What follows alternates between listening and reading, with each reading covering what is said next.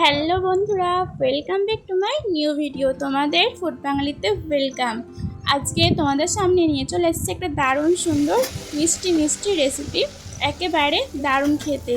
তো বন্ধুরা, ফার্স্টে আমি বলে দিচ্ছি, তো তোমাদের কাছে সরি চাইছি, কারণ আমি এক সপ্তাহ ধরে কোনো ভিডিও দিতে পারিনি, কারণ আমার এক্সাম চলছিল তার জন্য। তো যাই হোক, বাদ দাও। তো আজকে নিয়ে চলে এসেছি একটা খুব সুন্দর গুড় পিঠের রেসিপি। চটজলদি দেখে নাও আর ভিডিওটা সেভ করে রেখে দাও। তো ফার্স্টে দিয়েছি আমি 1 বাটি সুজি, 1 বাটি ময়দা আর উষ্ণ গরম জল দিয়েছি 2 বাটি পরিমাণ, কারণ আমার সুজিটা যেহেতু আছে সেহেতু কিন্তু জলটা খুব চটজলদি টেনে নেবে। একটু ভালো করে মিক্সিং বোল নিয়ে মিক্স করে নিচ্ছি। দেখো, খুব সুন্দর একটা থকথকে ব্যাটারের মতন হয়ে যাচ্ছে, তখনই কিন্তু আরেকটু গরম জল দিয়ে দিচ্ছি। এরপর স্বাদ মতন লবণ দিয়েছি, 1 চা চামচ গুঁড়ো পাউডার দুধ দিয়েছি, একটুখানি পরিমাণে কালো জিরে আর পরিমাণ মতো চিনি দিয়েছি। তোমরা যদি এখানে চাও গুড় দিয়ে করতে, সেটাও কিন্তু গুড় দিয়েও করতে পারো, তবে চিনি দিয়ে করলে দেখতে সুন্দর লাগে, খেতেও কিন্তু ভীষণই টেস্টি লাগে।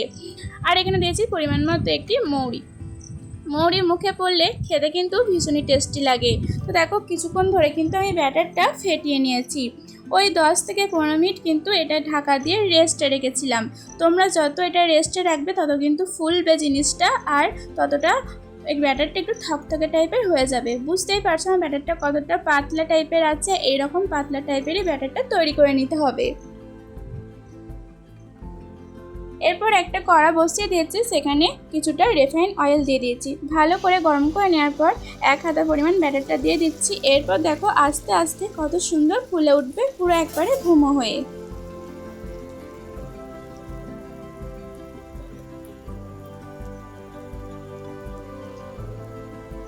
ওপর থেকে একটু তোমরা তেল ছিটকাতেই পারো, কিন্তু তেল ছিটকানোর কোনো দরকারই নেই। এভাবেই কিন্তু আস্তে আস্তে দেখো ফুলে গেছে, আর তলাতে কিন্তু একটুও লেগে যাবে না, খুব সুন্দরভাবে কিন্তু বলের মতন ফুলে যাবে আর উঠেও যাবে। এতটাই সফট হয়েছিল, তোমরা না খেলে না দেখলে বিশ্বাস করবে না, এতটাই সুন্দর খেতে হয়েছিল। আর ভীষণই সফট হয়েছিল, আর খেতেও দুর্দান্ত লাগছিল। একটু ব্রাউন ব্রাউন কালার করে ভেজে নেবে। আবারও কিন্তু 1 হাতা দিয়ে দিলাম, এটাও কিন্তু খুব সুন্দরভাবে ফুলে যাবে। পরপর কিন্তু আমি এগুলো বেশ অনেক কটা বানিয়ে নিয়েছিলাম।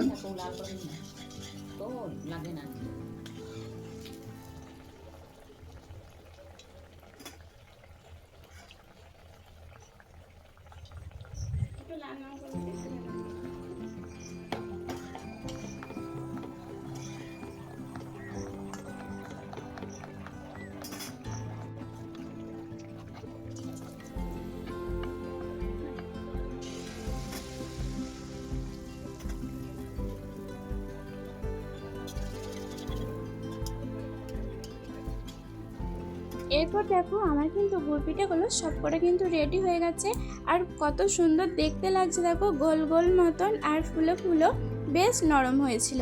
তোমরা দেখেই বুঝতে পারবে যে কতটা সফট হয়েছে, খেতেও কিন্তু ভীষণই টেস্টি লাগছিল। তো বন্ধুরা, তোমাদের যদি একবার হলেও এরকম গুড় পিঠার রেসিপি বানাতে ইচ্ছে যায়, তাহলে অবশ্যই কিন্তু একটা বানিয়ে দেখতে পারো।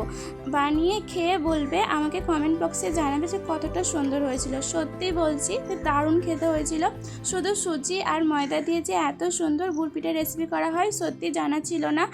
অনেকজনের করে চাল গুঁড়ি দিয়ে করলে ভেতরটা শক্ত পাড়া হয়ে যায়, কিন্তু দেখো এটা পুরো ফাঁপা পাড়া হয়েছে, একটু কিন্তু শক্ত হয়নি। তো বন্ধুরা, তোমরা একবার এভাবে বানিয়ে দেখবে, আশা করছি বাড়িতে ছোট থেকে বড় সবাই কিন্তু খুব পছন্দ করবে।